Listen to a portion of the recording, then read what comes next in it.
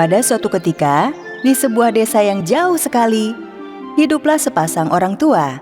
Pasangan ini punya kucing yang gemuk bernama Milo. Tapi dia bukan satu-satunya hewan yang hidup di rumah itu. Ada sebuah keluarga besar tikus yang hidup di balik tembok. Berlari mengitari rumah untuk mencari makanan. Mereka sangat berhati-hati agar tak tertangkap Milo. Tangkap! Aku menangkapnya. Hati-hati, Milo di belakangmu. Setiap para tikus keluar dari tempatnya untuk mencari makanan, Milo selalu memburu mereka. Apa semua sudah berkumpul? Gonzo? Aku di sini, Bu. Baiklah, bagaimana dengan putriku? Di sini, Ibu. Sekarang kita bisa mulai makan. Ayo anak-anak. Ketika keluarga tikus sedang menyantap makanannya, Milo mengintai sarang mereka pelan-pelan. Anak-anak berhenti bermain. Ayo makan makanannya. Lalu ketika ibu tikus mengucapkan itu, tangan Milo si kucing yang pemarah tersangkut di dalam lubang tikus. Keluarga tikus berlari panik ketakutan. Cakarnya yang cepat berhasil menangkap ekor si putri. Tolong! Dia menarik ekorku! Ketika Milo akan memakan sang putri, saudaranya Pongko dengan berani menyelamatkan dia. Tidak berhasil mendapatkan apa yang dia inginkan, Milo kesal dan kembali ke tempat tidurnya. Di hari berikutnya, keluarga tikus mengadakan pertemuan. Apapun yang kita lakukan, Milo bergerak pelan sekali. Kita tidak bisa tahu kapan dan di mana dia akan menangkap kita. Iya, betul sekali. Benar. Kita harus membuat rencana. Sementara semuanya berpikir panjang dan keras, Gonzo punya ide yang cemerlang. Aku tahu. Jadi kita akan memasangkan kalung bel pada Milo. Jadi ketika dia mendekat, kalung itu akan berbunyi sebagai tanda kita untuk bersembunyi. Hebat sekali. Pintar.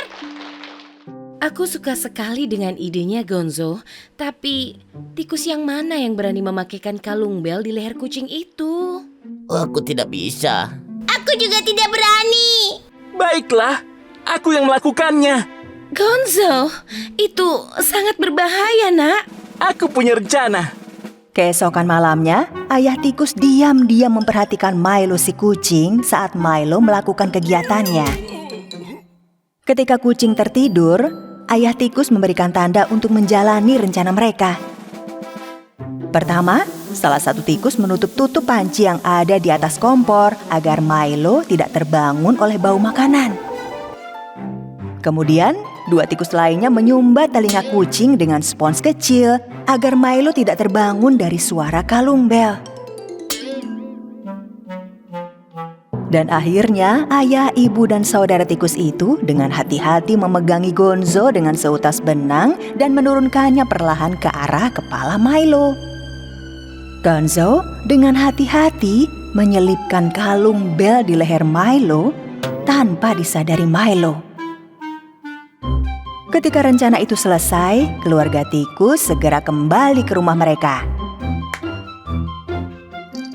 Dan sejak hari itu, setiap kali Milo yang pemarah mencoba berburu tikus di sudut-sudut rumah, keluarga tikus itu mendengar gemerincing bel dan dengan mudah lolos dari Milo. Itu adalah ide yang sempurna. Alkisah, hiduplah manusia roti jahe berusaha melarikan diri dari desanya. Lari, lari, lari secepat kilat. Tak ada yang bisa menangkapku karena aku manusia roti jahe. Manusia roti jahe berlari sangat cepat. Sehingga wanita tua, sapi besar, babi gendut, ayam linglung, rubah lapar, dan gagak yang naif tidak bisa menangkapnya. Aku capek sekali. Kita tak bisa menangkap manusia roti jahe itu. Ayo kembali ke pertanian kita. Yo, ayo kejar aku. Tapi aku tak mungkin terkejar. Aku manusia roti jahe. Hahaha. Manusia roti jahe yang sudah lama berlari akhirnya tiba di kota. Tapi kotanya sangat padat. Jadinya ia bingung sewaktu berlari di antara kaki orang-orang di jalan. Berlari di kota itu sulit. Jauh lebih sulit daripada berlari di desa. Manusia roti jahe sampai di sebuah pasar. Ketika melewati penjual ikan, ia tak sengaja menjatuhkan semua ikan di sana. Wah, au. Kabur. Penjual ikan yang ikannya jatuh mengejar untuk menangkap si manusia roti jahe. Aku akan menangkapmu, manusia roti jahe. Ayo main kejar-kejaran. Pasti aku yang menang karena aku manusia roti jahe. Hahaha. Ayo coba tangkap aku. Hahaha. Mereka melompati kucing yang sedang bersantai ketika manusia roti jahe berlari di depan dan penjual ikan di belakangnya. Ketika si kucing mencium aroma roti jahe yang gurih, ia ikut berlari mengejar dengan gembira. Aku akan menangkapmu. Miau. Berlarilah. Haha, lari secepatnya, Pus. Tukang ikan sudah mencoba menangkapku, tetapi gagal. Kau pasti juga gagal, Pus, karena aku si manusia roti jahe. Hahaha.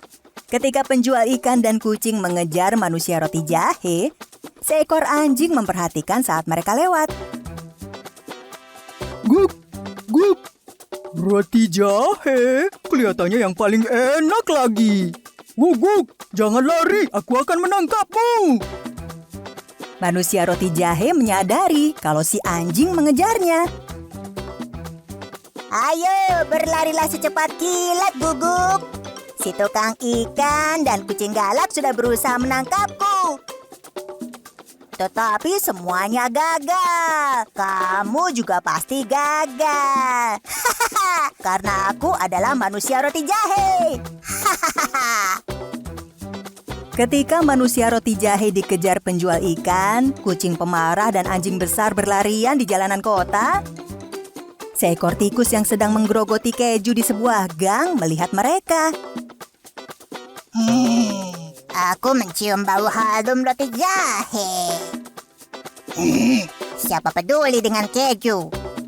Jadilah si tikus kota ikut kejar-kejaran. Berlarilah selama kau mau, manusia roti jahe. Kau tak akan lolos dari kejaranku. Ayo, kejarlah aku, tikus. Tukang ikan, kucing galak, dan anjing besar gagal menangkapku. Kamu pasti juga gagal. Karena aku adalah manusia roti jahe. Hahaha. Manusia roti jahe berlari sangat cepat sehingga jaraknya sudah cukup jauh dari penjual ikan, kucing galak, anjing besar, dan tikus kota.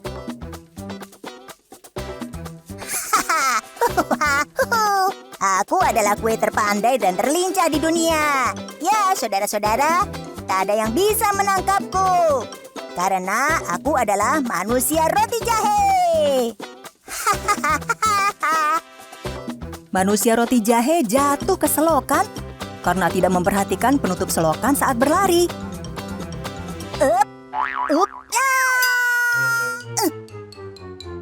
Sesaat kemudian, penjual ikan, kucing galak, dan anjing besar yang mengejar manusia roti jahe melihat ke arah selokan. Lalu, pandangan mereka beralih pada si tikus kota. Jangan memandangku seperti itu. Aku ini tikus kota. Tak mau aku turun ke selokan. Menyadari mereka tak akan bisa mengeluarkan manusia roti jahe, semuanya berniat untuk pulang. Tapi bahkan selokan tidak mampu menghentikan manusia roti jahe. Dengan keahlian kue yang luar biasa, ia berhasil memanjat dan menyelamatkan diri. Penjual ikan, si kucing, si anjing, dan tikus kota yang melihat manusia roti jahe selamat, mengejarnya lagi. Tak ada selokan di kota yang bisa menghentikanku. Karena aku manusia roti jahe. Manusia roti jahe tiba-tiba terjebak di tengah lalu lintas kota. Penjual ikan, si kucing, si anjing, dan tikus menuju ke arahnya dengan cepat. Banyak mobil dan sepeda melewati manusia roti jahe dari kanan ke kiri, dari depan, belakang, dari mana-mana. Hampir saja ia tertabrak mobil. Ia sangat takut. Ya ampun, bagaimana ini? Kalau ada mobil menabrakku, lenyaplah aku. Aku harus bagaimana? Sementara itu, si camar licik yang berdiri di lampu lalu lintas memperhatikan manusia roti jahe. Oh, roti jahe? Hehehe. Terjebak di lalu lintas. Tunggu aku, manusia roti jahe. Si camar terbang menuju manusia roti jahe. Sepertinya kau butuh bantuan. Kalau kau mau, aku bisa menerbangkanmu menjauh dari tengah jalan. Tapi kau tak akan memakanku, kan? Jangan takut, aku sudah kenyang. Aku tak akan memakanmu. Manusia roti jahe mempercayai si camar dan naik ke atas punggungnya. Penjual ikan, kucing, anjing, dan tikus kota melihat manusia roti jahe terbang bersama si camar. Tidak mungkin mereka dapat mengejarnya lagi. Mereka hanya bisa menatap tak berdaya. Di sisi lain, si camar terbang di atas lalu lintas kota dan jauh dari jangkauan semua makhluk yang tadi berusaha menangkap si kue pintar itu. Manusia roti jahe nyaris tak mampu bertahan karena angin kencang. Kawanku camar, perlambat terbangmu. Kalau tidak aku bisa jatuh terbawa angin. Kalau jatuh, ya jatuh saja. Akan kutangkap dengan paruhku dan kau akan langsung masuk perutku. Saat itu, manusia roti jahe tak mampu bertahan dan terjatuh. Wow! Ketika camar hampir menangkap dan melahapnya, awan tebal tiba-tiba muncul di depannya. Kemana perginya si manusia roti jahe? Menyingkirlah awan! Menyingkir!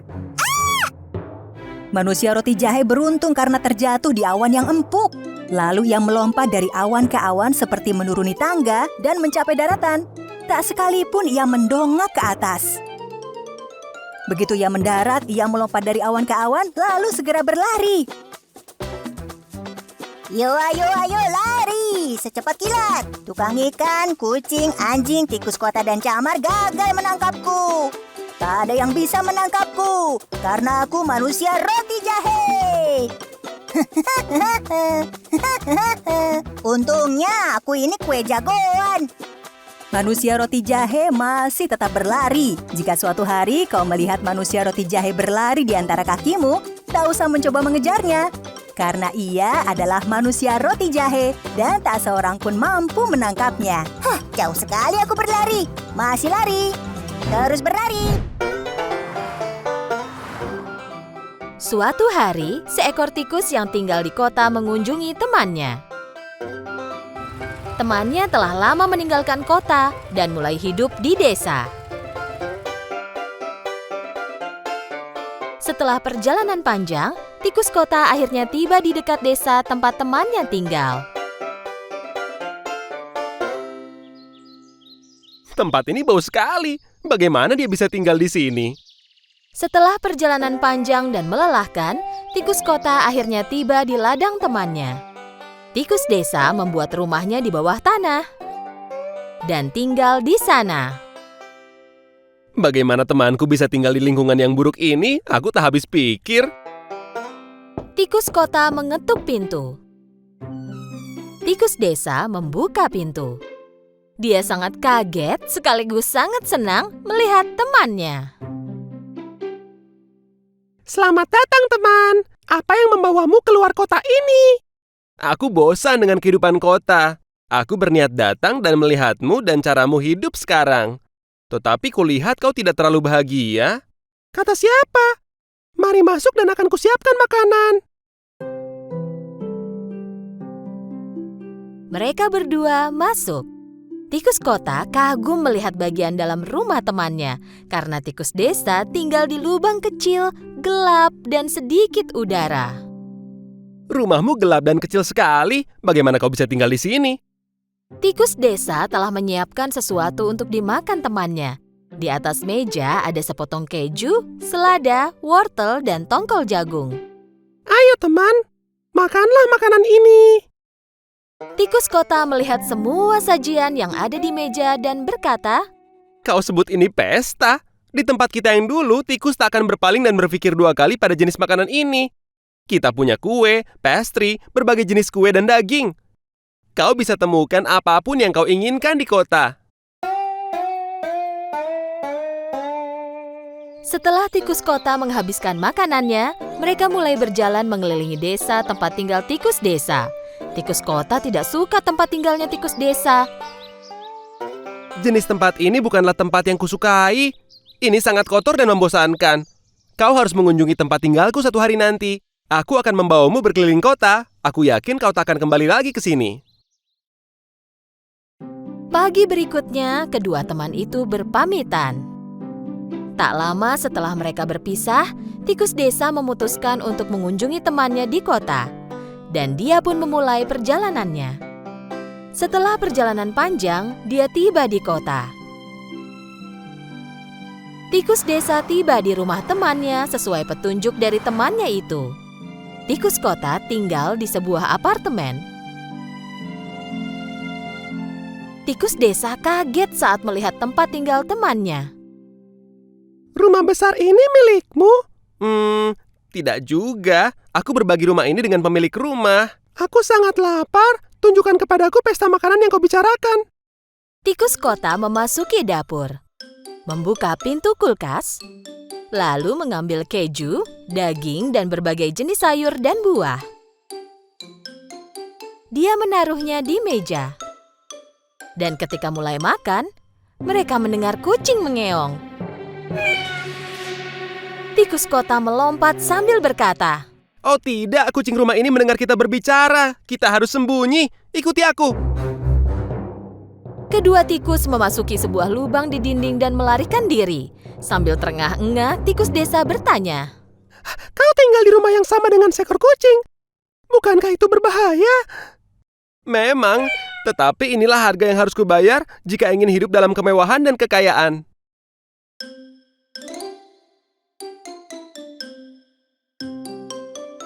Setelah beberapa lama, saat kucing pergi dari dapur, mereka keluar dari lubang itu dan melanjutkan makan.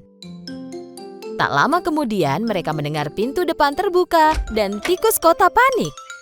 Ayo, cepat dan larilah. Tuan rumahnya datang. Larilah sebelum dia melihat kita.